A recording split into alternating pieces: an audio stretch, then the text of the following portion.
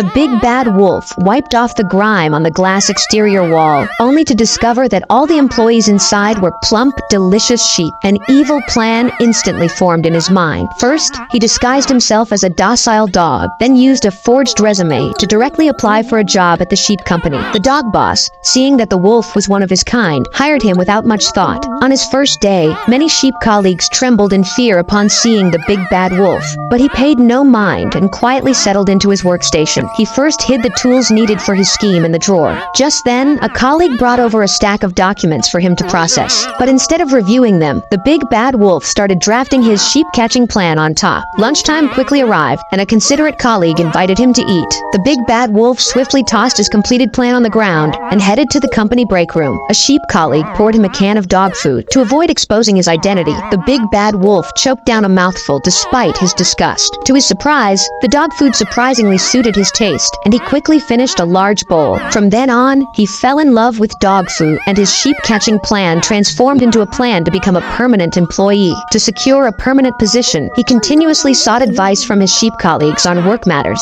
Even his computer, which he initially couldn't even turn on, he could now operate proficiently. His interactions with colleagues also grew increasingly harmonious, and even the originally terrified old sheep gradually accepted him. His efforts paid off. One day, the big bad wolf finally became a permanent employee. To thank his colleagues for their help, he used his first paycheck to treat all the sheep colleagues to a cabbage feast. That day, he worked tirelessly from 8 a.m. to 8 p.m., famished. He opened his drawer only to find that he had consumed all the dog food cans. The big bad wolf panicked. All the surrounding colleagues were sheep. He hurried to the break room and yanked open the cabinet storing the dog food cans, but to his dismay, it was completely empty. He frantically pulled open all the other cabinets but couldn't find a single can of dog food. His inner anxiety and panic intensified. At that moment, a sheep colleague nearby was flipping through a gourmet magazine. The steak images made the already hungry big bad wolf even more ravenous. Suddenly, the aroma of roasted whole lamb wafted over. It turned out that a little sheep's bottom had been grilled like teppanyaki by the radiator.